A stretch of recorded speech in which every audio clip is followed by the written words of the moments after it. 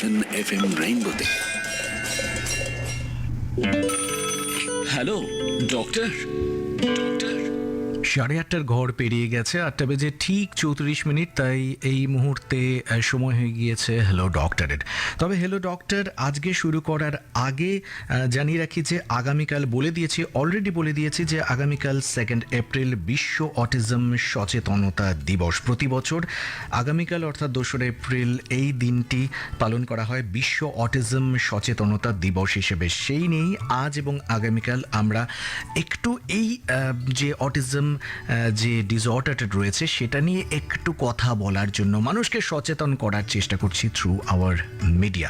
আর এই নিয়ে কথা বলার জন্য আমাদের সাথে একজন স্পেশালিস্ট মানুষ রয়েছেন, বলেছি আগে কে রয়েছেন তাকে আগে গুড মর্নিং জানিয়ে নিই। আজকের শোতে তাকে ইনভাইট করে নিই, তারপর তার পরিচয় দেব। মর্নিং। Good morning. শুনতে পাচ্ছেন ক্লিয়ারলি? কোনো অসুবিধা হচ্ছে না তো? না, শুনতে পাচ্ছি। আচ্ছা, প্রথমেই আমি পরিচয় করিয়ে দিই। আমাদের সাথে এই মুহূর্তে রয়েছেন আজকের শোতে শ্রীমতী গীতা বাসু, স্পেশাল এডুকেটর। গীতাদি, প্রথমেই আজকে আমাদের এই শোতে আপনাকে স্বাগত জানাই, সুস্বাগতম এবং good morning. Good morning everybody. আমিও স্বাগতম জানাচ্ছি সকলকে যারা এই এফএম চ্যানেলের শ্রোতা আছেন। অসংখ্য ধন্যবাদ। প্রথমে আমি একটু জানতে চাই যে আগামীকাল 2 এপ্রিল বিশ্ব অটিজম সচেতনতা দিবস, কিন্তু একটা দিন তো কোনো একটা সচেতনতা দিন পালন করি বটে আমরা, কিন্তু সারা বছর জুড়ে 365 দিন ধরে এই বিষয়ে সচেতনতা দরকার। না হলে বোধহয় যারা এই অটিজমে আক্রান্ত তারা কোথাও একটু সেই স্নেহের পরশ থেকে বঞ্চিত হয়। সবার আগে আপনার থেকে আমি জানতে চাই যে অটিজম এই ব্যাপারটা ঠিক কি, আপনি যদি একটু সংক্ষেপে বলেন। আচ্ছা, অটিজম এই ওয়ার্ডটা এসছে গ্রিক ওয়ার্ড অটোস থেকে। অটোস মানে হচ্ছে সেলফ। অ্যাকচুয়ালি অটিজমে যারা আক্রান্ত হয় তারা মানে নিজের মধ্যে আত্মমগ্ন থাকে। তা অটিজম বলতে অনেকে বোঝে এটা একটা মানসিক রোগ, কিন্তু এটা তা নয়। এটা এক ধরনের স্নায়বিক বিকাশজনিত সমস্যা। অটিজমে আক্রান্তরা অন্যের সাথে যোগাযোগ স্থাপন করতে আর সামাজিক সম্পর্ক তৈরি করতে তাদের মধ্যে একটা সীমাবদ্ধতা থাকে। সাধারণত শিশুদের 1 থেকে 3 বছর বয়সের মধ্যে এর লক্ষণগুলো ধরা পড়ে, আর এদের মধ্যে আচরণগত সমস্যাও দেখা যায়। আর ছেলেদের তুলনায় মেয়েদের মধ্যে অটিজম বেশি দেখা যায়। আচ্ছা, এটার কি কোনো নির্দিষ্ট কারণ রয়েছে যে কেন এই ছেলেদের তুলনায় মেয়েদের মধ্যে অটিজমের সংখ্যাটা বেশি? না, এর কারণ মানে অ্যাকচুয়ালি অটিজমের কারণ ওয়ার্ল্ড ওয়াইজ এখনো বেরোয়নি।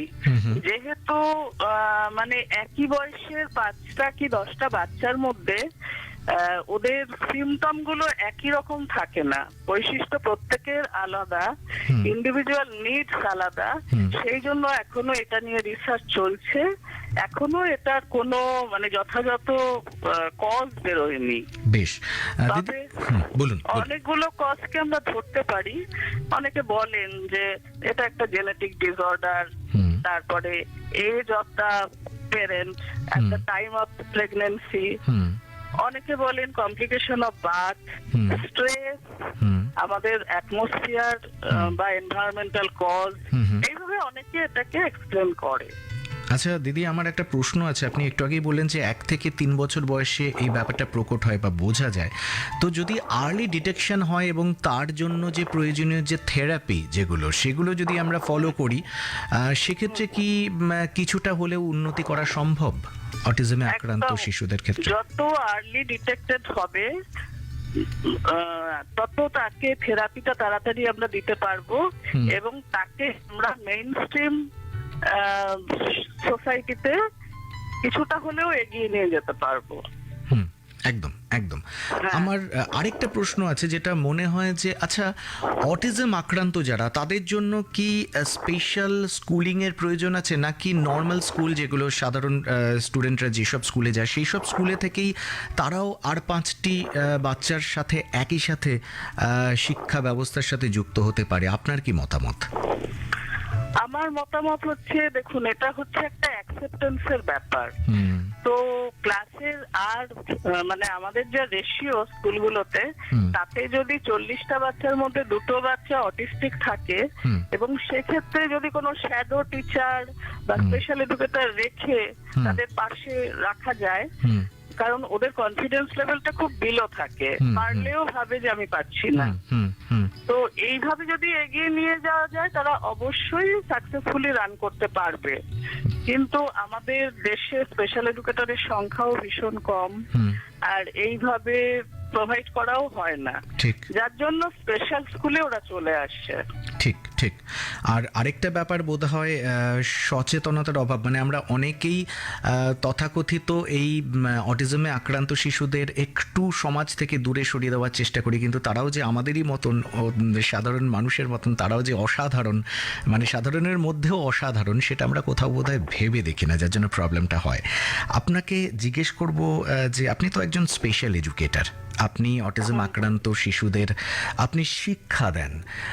আমাকে একটু বলুন যে আপনি স্পেশাল এডুকেটর, আপনি এই নিয়ে ট্রেনিং নিয়েছেন, কিন্তু যারা ধরুন ট্রেন্ড নয়, মা বাবারা, তারা বা অটিজম আক্রান্ত যে ফ্যামিলি, তার বাড়ির লোকজন বা তার বন্ধু বান্ধব, আশেপাশের লোকজন, তাদের এই অটিজম আক্রান্ত শিশুদের প্রতি যে অ্যাটিটিউড, আপনি একটু আগে বললেন যে কনফিডেন্স লেভেলটা খুব কম থাকে, আমাদের সোসাইটির মূল উদ্দেশ্য থাকবে তাদেরকে ওই কনফিডেন্স লেভেলটা নিশ্চয়ই বাড়িয়ে তোলার। আপনি এই ব্যাপারে আমাদের তরফ থেকে, মানে যখন আমি দেখছি আমার সামনে একটি অটিজম আক্রান্ত শিশু রয়েছে, তার প্রতি আমাদের আচরণটা ঠিক কেমন হওয়া উচিত, যাতে তারা নিজেদের কোথাও ছোট বলে ভাববে না? অ্যাকচুয়ালি ফার্স্টলি তাদের অ্যাকসেপ্ট করতে হবে যে তারাও আর 5টা শিশুর মতো স্বাভাবিক।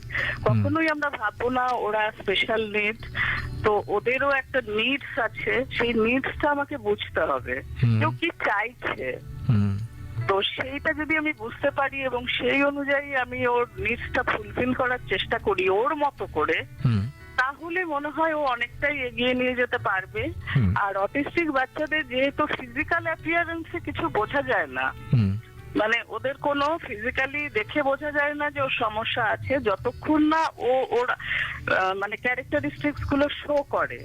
যেমন ওরা হ্যান্ড ফ্ল্যাকিং, বডি রকিং করে, হ্যাঁ, ওয়ান্ডারিং মুভমেন্ট করে, কর্নার আই একটা ওদের থাকে, স্পিনিং মুভমেন্ট থাকে, তো তারপরে অডিটরি প্রবলেম থাকে, কানে হাত দিয়ে থাকে। তো এইগুলো যতক্ষণ না শো করছে, ওদের দেখে বোঝার উপায় নেই যে ওদের মধ্যে কোনো সমস্যা আছে। তো প্রথমত হচ্ছে যে এদের বৈশিষ্ট্যগুলো জানতে হবে, এবং এটা যে একটা কোনো ছোঁয়াচে রোগ নয়, এটা একটা সমস্যা। যেমন আমাদের নানা রকম অসুখ হয়, তখন আমরা মেডিকেশন করি, প্রয়োজন বোধে আমরা যোগা করছি, করছি, সেই রকম ধরনের মানে একটা নর্মালাইজ ওয়েতে যদি এদের ভাবা যায়, তবে কিন্তু এরা অনেকটাই এগিয়ে নিয়ে যেতে পারবো এদেরকে। এটা ফ্যামিলিতে একটা সমস্যা থাকে অ্যাকসেপ্টেন্সের ক্ষেত্রে, আর আশেপাশে তো রয়েছেই, একেবারেই তাই। তো সেই জন্য অ্যাওয়ারনেসটা ভীষণ ভাবে তৈরি করতে হবে, মাঝে শুধু এই একদিন নয়, মানে এভরিডে, মানে ধরুন লেখালেখি করা বা জানানো, তারপরে অটিজম পেরেন্টসরা মিলে তারা বিভিন্ন ইনস্টিটিউশন বা বডি তৈরি করে নিজেদের মধ্যে যেগুলো হচ্ছে সেগুলো যদি অপরকে জানাতে পারে, হ্যাঁ, সমস্যাগুলো, তাহলে কিন্তু অনেকটাই অ্যাওয়ারনেস তৈরি হবে। আর আমার আরেকটা প্রশ্ন হঠাৎ করেই মাথায় এলো, আপনি একটু আগেই বলছিলেন যে অনেক সময় কী কারণে অটিস্টিক শিশুর জন্ম হয় এটা জানা যায়নি এখনো পর্যন্ত, কিন্তু অনেক ক্ষেত্রে এমন কি হতে পারে যে অটিস্টিক একটি শিশুর জন্ম হলো, সেক্ষেত্রে বাবা মা, পরবর্তী সন্তান তিনিও অটিস্টিক হবেন, বা এরকম কি কোনো ব্যাপার আছে, নাকি এরকম কোনো সহজ সরলীকরণ করা যায় না এই ব্যাপারটার? না, এটা এরকম কোনো নেই। অনেক ক্ষেত্রে দেখা গেছে যে পরপর 2টো শিশুই অটিস্টিক হলো, আবার অনেক সময় দেখা গেছে first issue normal, second issue autistic, আবার দেখা গেছে ফার্স্ট ইস্যু অটিস্টিক কিন্তু সেকেন্ড ইস্যু নরমাল হলো। তো যেহেতু এর কজ জানা যাচ্ছে না, সেই জন্য এটা বলা যায় না। তবে জেনেটিক ডিসঅর্ডার যদি হয়, ফ্যামিলিতে থাকে, সেক্ষেত্রে একটা চান্সেস থাকে যে হতে পারে আর কি। বুঝতে পেরেছি। আর দিদি আপনাকে একটাই কথা বলবো যে আমরা তো ওই যে কথা আপনিও বললেন আমিও বললাম যে একটা দিন পালন করার মধ্য দিয়ে কিন্তু কোনো একটা বিশেষ দিনকে উদযাপন করা যায় না। প্রত্যেকটা দিন আমাদের মাথায় রাখতে হবে যে অটিস্টিক যারা, তারা আসলে আমাদেরই মতো অতি সাধারণ বা অসাধারণ কিছু মানুষজন যারা ভবিষ্যতে অনেক বড় বড় নাম হয়ে উঠতে পেরেছেন যারা অটিস্টিক আক্রান্ত।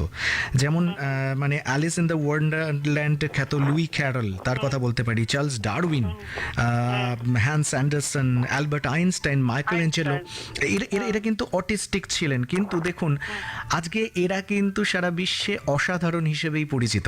ফলে আমাদের এই শিক্ষাটা বোধহয় এটা দেয় যে কাউকে কখনো আন্ডার এস্টিমেট করা উচিত নয়। আর যেই শিশুরা নিজেদেরকেই আরও ছোট ভাবে যে না আমার দ্বারা হবে না, তাদের কনফিডেন্স লেভেলটা এতটাই কম থাকে, আমাদের সমাজবদ্ধ জীব হিসেবে বোধহয় আমাদের প্রত্যেকের দায়িত্ব তাদের সেই কনফিডেন্স লেভেলটা অনেকটা বাড়িয়ে তোলা। এক্স্যাক্টলি, ওদের মধ্যে প্রচুর পোটেনশিয়ালিটি থাকে, তো সেই পোটেনশিয়ালিটি কিছু না কিছু পোটেনশিয়ালিটি আছে, তো সেটা ওর লেভেলে আমাকে দেখতে হবে। তো দেখে সেটাকে যদি আমরা বুস্ট আপ করার চেষ্টা করি, অবশ্যই ওরা এগিয়ে নিয়ে যেতে পারবে। আগামীকালও আমরা এই বিষয় নিয়ে কথা বলবো আমাদের এই হ্যালো ডক্টর সেগমেন্টে। তবে যাওয়ার আগে আপনাকে লাস্ট একটা কথা বলবো যে আপনি একজন স্পেশাল এডুকেটর, এতদিন ধরে এত শিশুকে আপনি এডুকেট করেছেন, তাদেরকে শিখিয়ে পড়িয়ে আরও বড় করে তুলেছেন। এমন কোনো ঘটনা আপনার মনে পড়ছে যেখানে আপনার মনে হয়েছিল হ্যাঁ আমি আজকে একজন স্পেশাল এডুকেটেড হিসেবে আমার জীবন সার্থক?